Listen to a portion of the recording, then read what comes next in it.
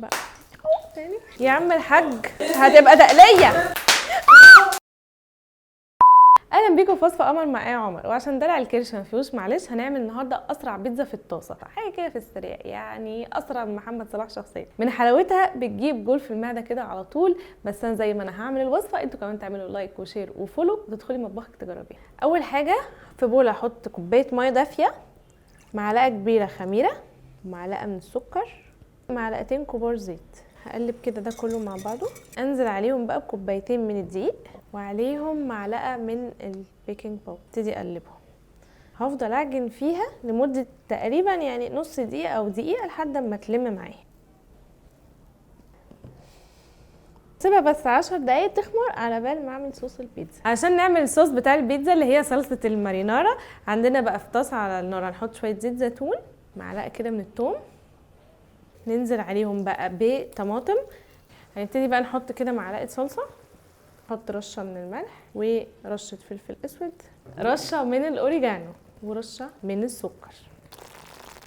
كده خلاص الصوص بقى جاهز. هنقفل عليه في طاسه زي دي كده يكون ليها غطا طبعا. هنحط بقى شويه زيت، نبتدي بقى ايه ننزل بالعجينه. حطيت في ايدي شويه زيت وبعدين بقى ايه هبتدي اوزعها كده اسويها.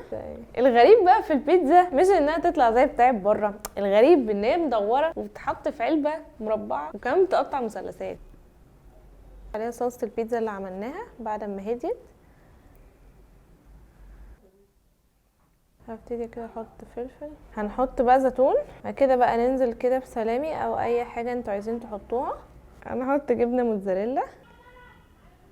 كده خلاص احنا خلصنا. هنسويها بقى على البوتاجاز. فانا هنا على العين الوسط على نار هاديه بقى هبتدي ايه احط البيتزا بتاعتي، بعد كده هغطي عليها واسيبها بقى ايه تستوي براحتها لحد ما العجينه تستوي والجبنه تسيح وكله هيبقى 100 100.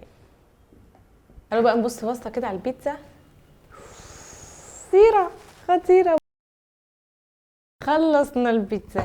مفيش اسهل واسرع من كده. دي بقى من حلاوتها هتملي اللانش بوكس عيالك كلها بيتزا كل يوم.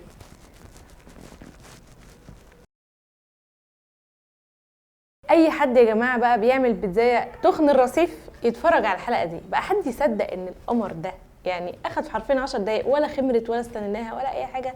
لا ده احنا ندوق بقى. هنفتح مشروع بيتزا. اعملوا بقى منشنز كتير في كل حته وهستنى ان انتوا تجربوها وتصوروها وتبعتوا لي. وبقى اللي هتبوظ منها يبقى هي يا اما مركزتش في نص الفيديو يا اما نيتها كده مستلكه. انا مطلعاها قمر اهو قدامكم. احب اقول لكم الف هنا وشفا. وصفه قمر مع عمر.